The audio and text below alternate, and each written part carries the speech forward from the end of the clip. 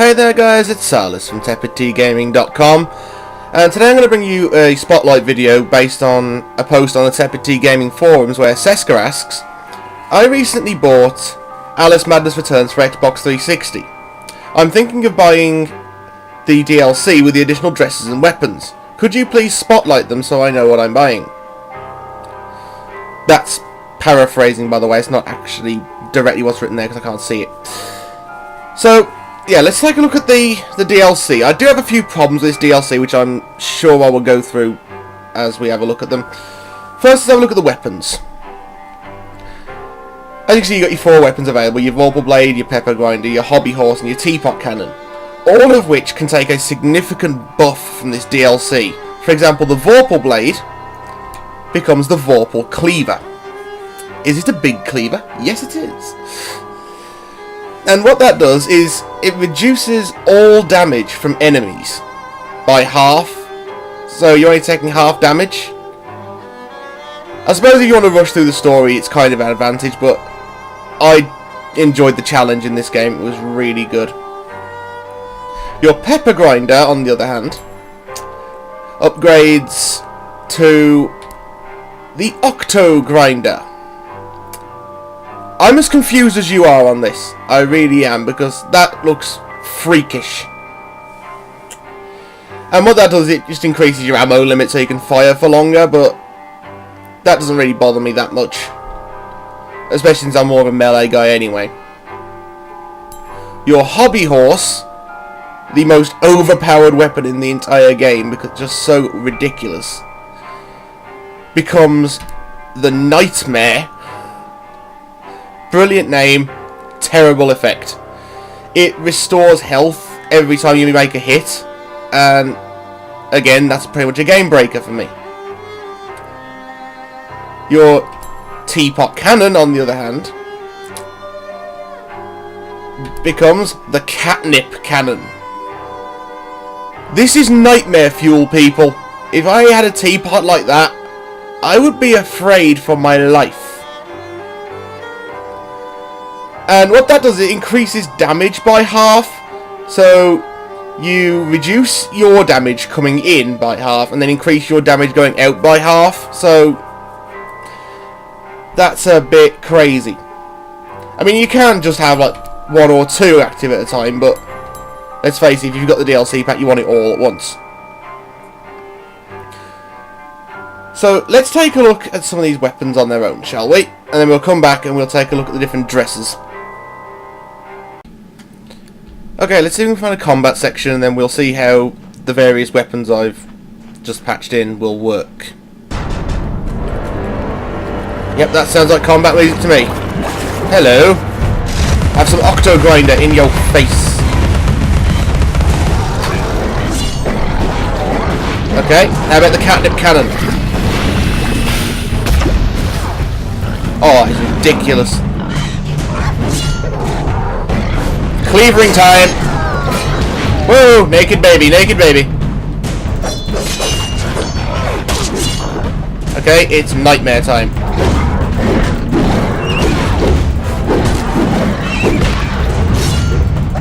Yeah, this is pretty damn awesome.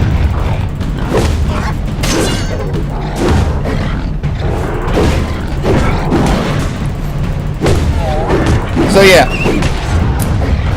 Those are your weapon choices with the DLC pack.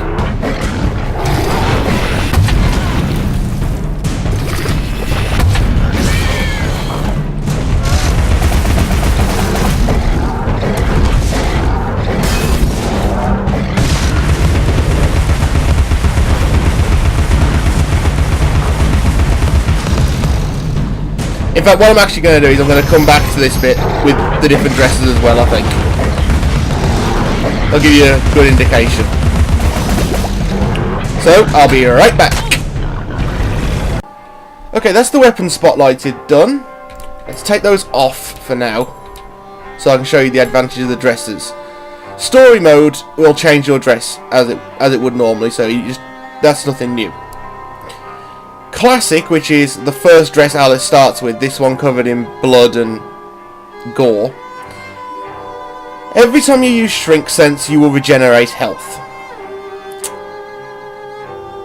That's pretty much a no-brainer. I'm not going to spotlight that one in particular. The Steam Dress, which is the kind of steampunk style thing from around where Hatter is. All this does is means breakable items like boxes and teapots and stuff, they'll drop more teeth and more roses, so you'll pick up more health and more of the currency, so you can upgrade your weapons faster. Again, that's not too much of a buff, in my opinion. It just means you get to see the endgame content before endgame, but there we are. The Siren means the enemies drop twice as many roses, so it makes it easier to heal up after a fight. Your Silk Maiden. I love the names of some of these dresses. All this is enemies drop twice as many teeth, so you can upgrade your weapons faster, basically. It's the only difference. Royal Suit. This is the one I like. This is the one I really enjoy. Health limited to 4 roses total. No matter how many Radula rooms you do, no matter how much you try, you will never be able to go over 4 health, 4 roses. So this is like hard mode. This is like uber hard mode. I mean, if you were playing on Nightmare and you had this dress on, you would be ruined. Your Miss Stitch dress. This is the last of the story dresses, if I'm correct. And all it does is it makes when you come out of shrink mode, you have a little time window where you can just about see what you saw when you were little. This doubles the duration, so it makes it easier to find hidden paths and secrets and stuff. But I'm not going to spotlight any of the dresses you can see in story mode anyway, but because their buffs are not that significant. Whereas ones like these, the Caterpillar dress, I will be spotlighting, because these are DLC only. The Caterpillar, the Cheshire, the Checkmate, my favourite name in the world ever, the Flesh Maiden, Late But Lucky, and the Hattress. These are all DLC only. So let's take a look at some of these. The Caterpillar, as you can see, has Shrink Sense always active. So let's go back and see how that plays out in the game. Okay, as you can see, I've got my Caterpillar dress on. I look ridiculous. And unfortunately there is... Aha, there we are. See, regardless of whether or not I'm in shrink mode, the Shrink Sense is constantly active, so I can see all these like secret bits, like right here. There's no real buff to combat, but I'll just show you this. I mean, that's the kind of thing you'd have to do to be able to see that, quite frankly, freakish child. But with the Caterpillar dress, you do see it permanently. If you're going for like full story immersion, you're probably not going to want this, because it'll reveal all of the secrets really early on. I mean, obviously the closer you get, the more you see it, but you can just about see it anyway. So yeah, that's what the Caterpillar dress does. Just give me a second while I load up the next one. Okay, next up for a spotlight is the Cheshire dress. And don't I look beautiful? This is just like... This is like heaven for furries. What this does is it nerfs your combat abilities, because it disables rose drops from enemies, so you can't heal from things you kill. A good example. Hang on, let me just kill this dude.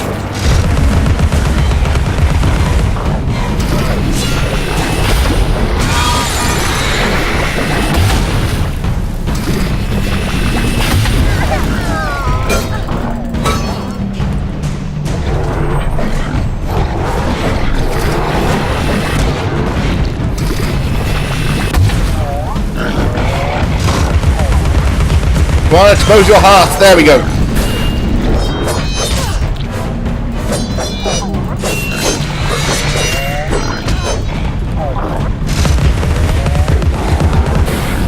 They breathe fire. That's not fair. Right, as you can see, I've just killed that guy.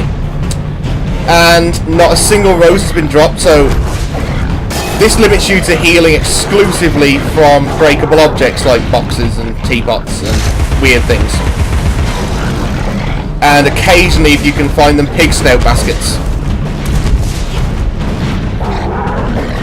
So I suppose if you use the Nightmare in conjunction with this, it wouldn't be too bad, because you wouldn't be able to heal normally. But again, it's DLC, so everyone wants everything. So, if I just load up the next dress, we'll see what that one does, and just give me a moment.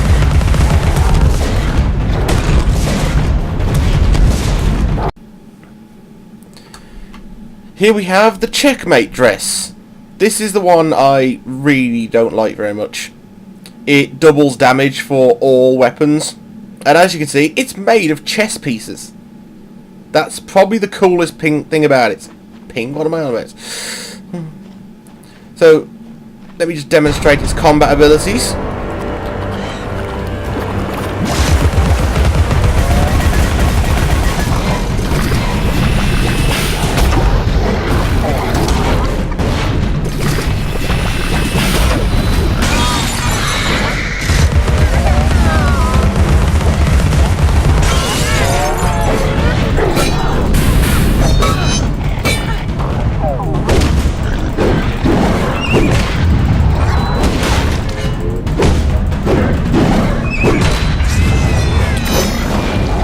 As you can see, it took nearly no time to kill that guy. And I am playing this on hard, so...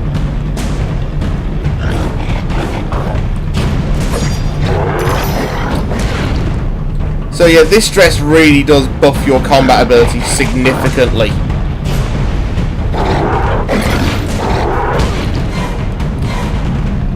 Well, yep, that's been my look at... the Checkmate dress. So if I just load up the next dress, we can spotlight that one as well. Next up, we have the best named dress in the world, the Flesh Maiden dress. And don't I look fresh out of a zombie apocalypse. What this does is it allows you to use Hysteria at any time, regardless of how much health you've got. That is a huge buff. You are invulnerable and you do amazing damage. Example.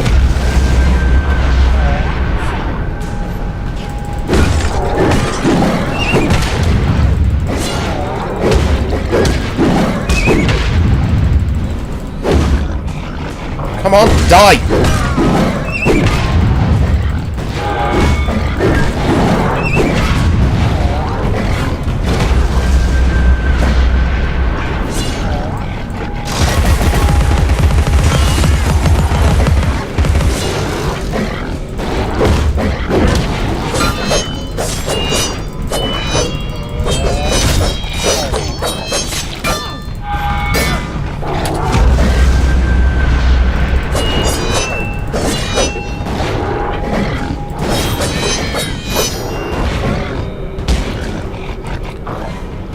And there we go, that is permanent Hysteria.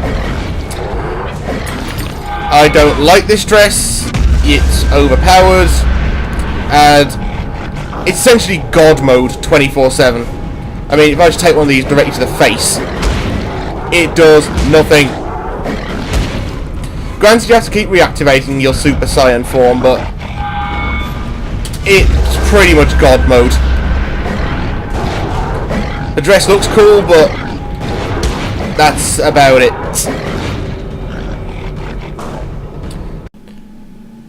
This dress, I will be honest, I don't know what it does. All its little tooltip says is imbued with the power of the shrinking violets. But it is once again furry fuel. It's the rabbit's late but lucky dress. And I honestly don't know what it does. I'm guessing it has something to do with shrink sense, but that's about it. Doesn't have any effect on combat, I don't think. But we'll have a look anyway.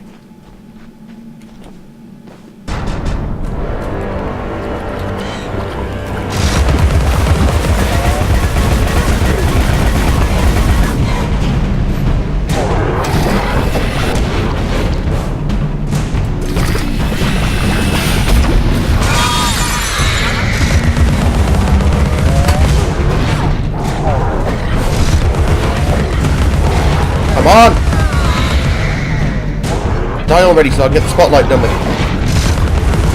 Move on to the next one.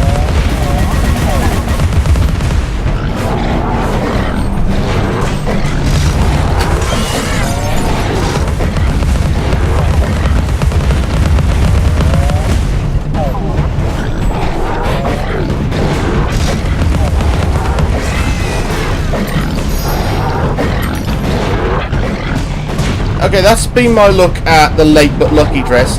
If I do find out what it does, I will let you know. But its description is very, very vague. Next dress, please. And the last dress we have to spotlight is the Hattress. That is absolutely bizarre. And the dress is actually even shorter than the others, and as if this game didn't have enough crotch shots already. What this dress does is it causes you to lose your teeth instead of your health. So the first thing we should do is get some teeth.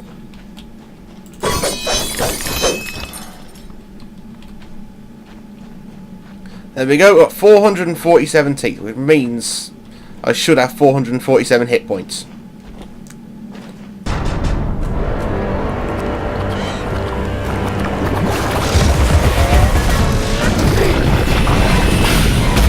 Come on, hit me with something. There we go, yep. Yeah, as you see, I'm losing my teeth, but not my health. And this is actually quite an interesting dress, because there are times in this game where you are very poor. Like, just shortly after an upgrade or something. So having this is kind of a double-edged sword. I'm not entirely certain how many hit points Alice has normally. So it's kind of hard to say whether or not this is a game breaker. But it definitely makes the fight more challenging, because you're there looking at your health bar going, oh, I'm fine, I'm fine. Then of course you've got your teeth going down instead. Yeah, already I've lost nearly half my teeth because I've been looking at my health bar.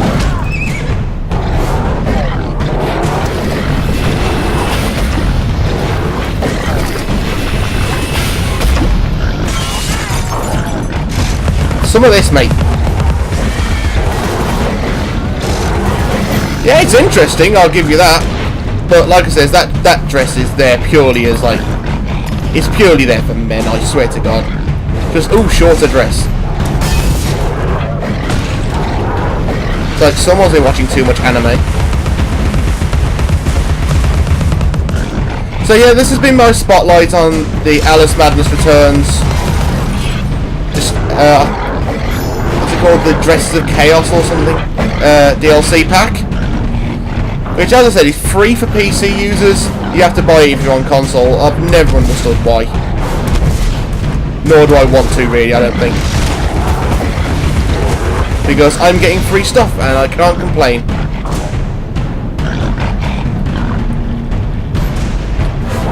So, thanks for watching. If you like the video, please thumbs it up. And subscribe for more nonsense as and when I get round to it. I've been Salis. She's been Alice. And we will see you next time.